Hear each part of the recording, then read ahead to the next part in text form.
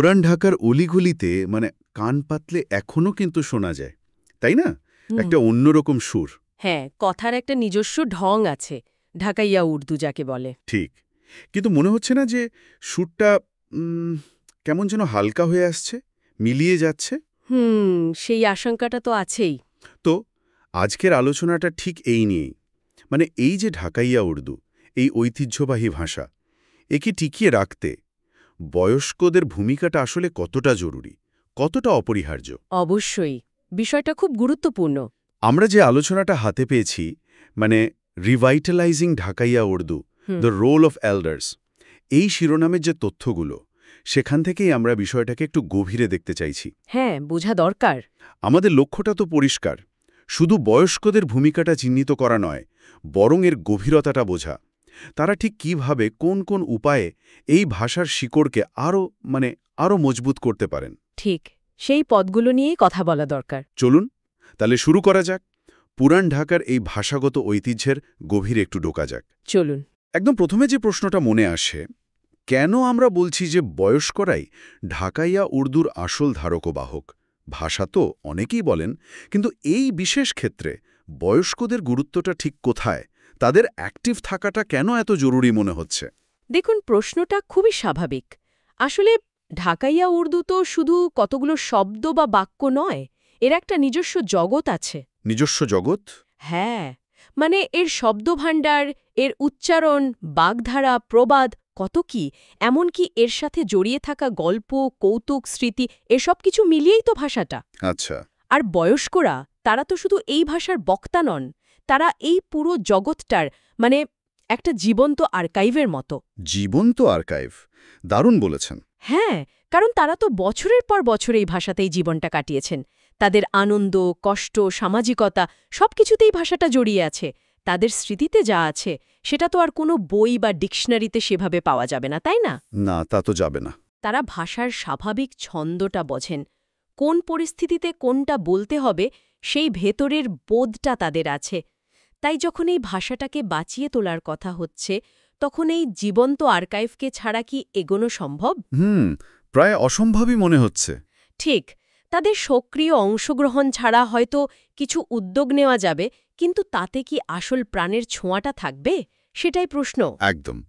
আচ্ছা, এই জীবন্ত আর্কাইভ, এই ধারণাটা ধরেই যদি এগোই, প্রথম ভূমিকাটা পারিবারিক পরিবেশে, মানে বাড়িতে বয়স্করা ঠিক কিভাবে এই ভাষার চর্চাটা চালু রাখতে পারেন, শুধু টিকিয়ে রাখা নয় বরং আরও জীবন্ত রাখা? পরিবার হল ভাষা শেখার, ভাষার প্রতি টান তৈরির একদম প্রথম আর সবচেয়ে জরুরি জায়গা। ঠিক। বয়স্করা যদি খুব সচেতনভাবে না, বরং স্বাভাবিকভাবেই তাদের প্রতিদিনের কথায় ঢাকাইয়া উর্দু ব্যবহার করেন, যেমন ধরুন ঘরোয়া আলোচনা চলছে বা নাতি-নাতনিদের সাথে গল্প করছেন, কিংবা ধরুন বাজারের ফর্দ তৈরি হচ্ছে, হ্যাঁ, এসবে যদি তারা ভাষাটা বলেন, তাহলে ছোটরা শুনে শুনেই শিখবে। এক্স্যাক্টলি, শুনে শুনে, দেখে দেখে, এটা জোর করে শেখানোর মতো না। এটা হলো পরিবেশের সাথে মিশে যাওয়া। ধরুন দাদি বা নানি যদি তার নাতি-নাতনিকে পুরান ঢাকার কোনো মজার গল্প বলেন এই ঢাকাই উর্দুতে, হ্যাঁ হ্যাঁ, তখন তো সেটা শুধু ভাষা থাকে না, সেটা একটা আবেগ হয়ে যায়, একটা ঐতিহ্যে ছোঁয়া পায়। তখন বাচ্চাদের মনেও ভাষার প্রতি একটা অন্যরকম টান তৈরি হয়। তারা বুঝতে পারে এটা শুধু পুরনো ভাষা নয়, এটা তাদের নিজেদেরও ভাষা, পরিবারের ভাষা, ঠিক তাই, নিজেদের গল্পের ভাষা। তার মানে ব্যাপারটা শুধু কথা বলা নয়, ভাষার মধ্য দিয়ে আবেগ আর সংস্কৃতির একটা সংযোগ তৈরি করা। আচ্ছা, এই ঘরোয়া চর্চার পাশাপাশি যদি একটু সচেতনভাবে শেখানোর কথা ভাবি, মানে পরের প্রজন্মকে ভাষাটা শেখানো, সেক্ষেত্রে বয়স্কদের ভূমিকাটা কেমন হতে পারে? কি কি বিষয় আসতে পারে এর মধ্যে? হ্যাঁ, ঘরোয়া ব্যবহারের সাথে সাথে এই সচেতন চেষ্টাটাও দরকার। এখানে কয়েকটা দিক আছে। প্রথমত, উচ্চারণ। উচ্চারণটা খুব জরুরি, তাই না? ঢাকাইয়া উর্দুর টানটা তো বেশ আলাদা। একদম, এর একটা নিজস্ব সুর আছে যা অন্য উর্দু বা হিন্দি থেকে ভিন্ন। এই বিশেষত্বটা কিন্তু বয়স্করাই সবচেয়ে ভালো ধরিয়ে দিতে পারেন। ঠিক। আর দ্বিতীয়ত, ধরুন ব্যাকরণের কিছু বেসিক জিনিস, হয়তো খুব ফর্মালভাবে নয়, কিন্তু কথার ফাঁকে কোনটা ঠিক কোনটা ভুল বা এই শব্দের মানে কি, এগুলো বুঝিয়ে দেওয়া। তৃতীয়ত, এবং এটা আমার মনে হয় খুব গুরুত্বপূর্ণ, ঢাকাইয়া উর্দুর আসল সম্পদগুলো, মানে প্রবাদ প্রবচন, ছড়া, ধাঁধা বা বিশেষ কোনো কথা বলার ভঙ্গি। যেগুলো ভাষাটায় রস যোগায়। ঠিক, এগুলোই তো ভাষাকে প্রাণ দেয়।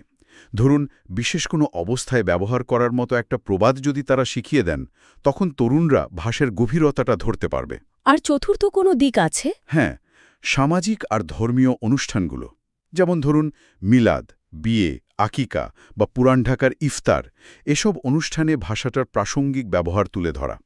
এতে তরুণরা বুঝবে এটা শুধু ঘরে বলার ভাষা নয়, এর একটা সামাজিক গুরুত্ব আছে। ভাষার গঠন, ঐতিহ্য, সামাজিক ব্যবহার সব মিলিয়ে একটা পূর্ণাঙ্গ ছবি দেওয়া আর কি। একদম। এই শেখানোর সাথেই তো চলে আসে সংরক্ষণের প্রশ্নটা।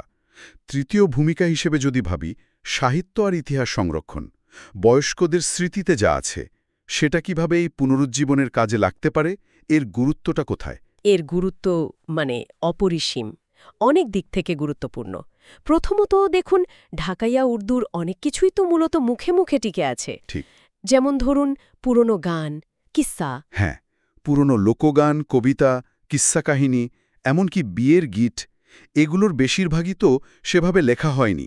বয়স্কদের স্মৃতিতে এগুলো এখনও তাজা। তাহলে তাদের কাছ থেকে এগুলা সংগ্রহ করাটা খুব জরুরি। অত্যন্ত জরুরি।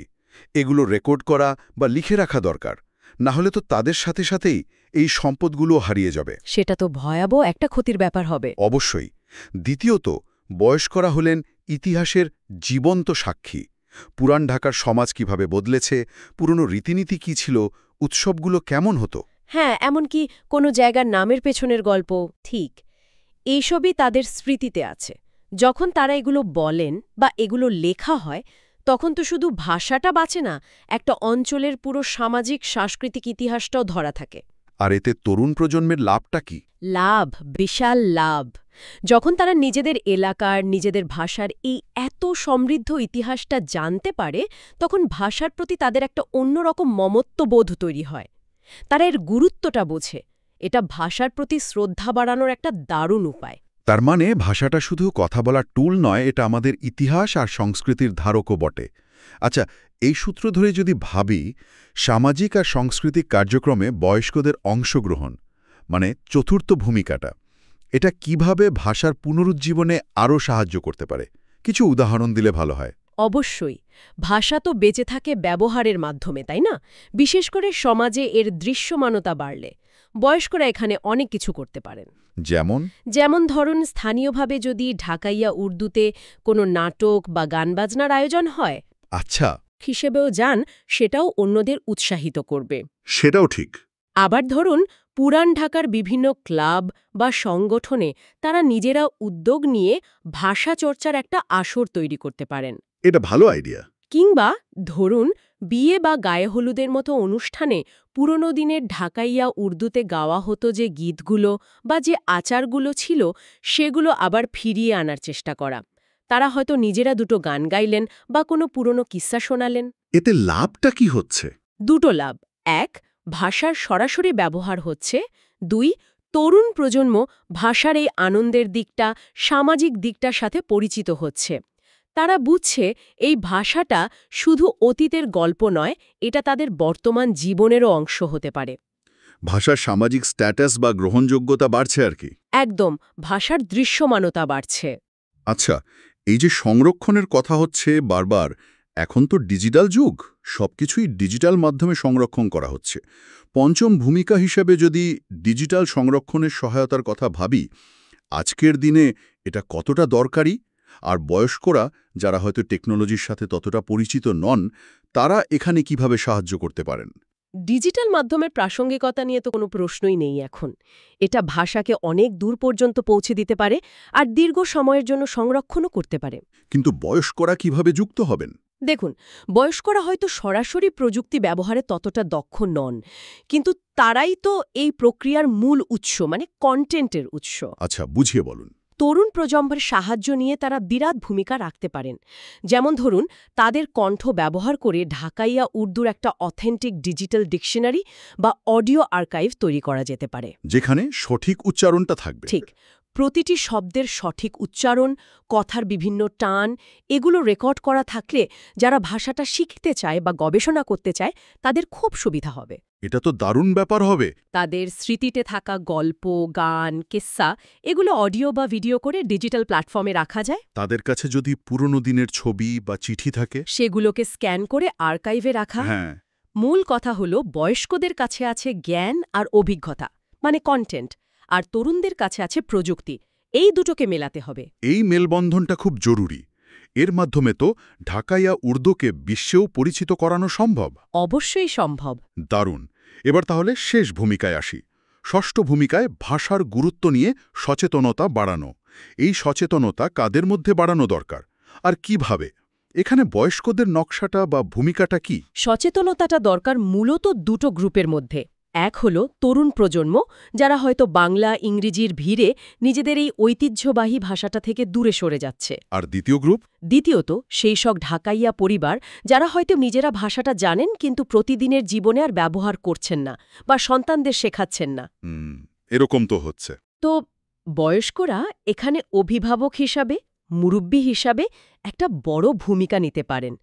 তারা নিজেদের জীবনের অভিজ্ঞতা দিয়ে গল্পের মাধ্যমে বোঝাতে পারেন যে এই ভাষাটা শুধু কিছু পুরনো কথা নয়, এটা তাদের পরিচয়, তাদের শেকড়, তাদের পূর্বপুরুষদের আমানত। কিভাবে বোঝাবেন? পারিবারিক আড্ডায়, সামাজিক মেলামেশায়, কথার ফাঁকে ফাঁকে ভাষার সৌন্দর্য, এর ইতিহাস এগুলো তুলে ধরতে পারেন। যখন নাতি-নাতনিরা দেখবে যে তাদের দাদা নানা বা দাদি নানিরা এই ভাষাকে এত ভালোবাসেন, এত গুরুত্ব দেন, তখন তাদের মনেও একটা আগ্রহ তৈরি হবে। অবশ্যই একটা সম্মান জন্মাবে।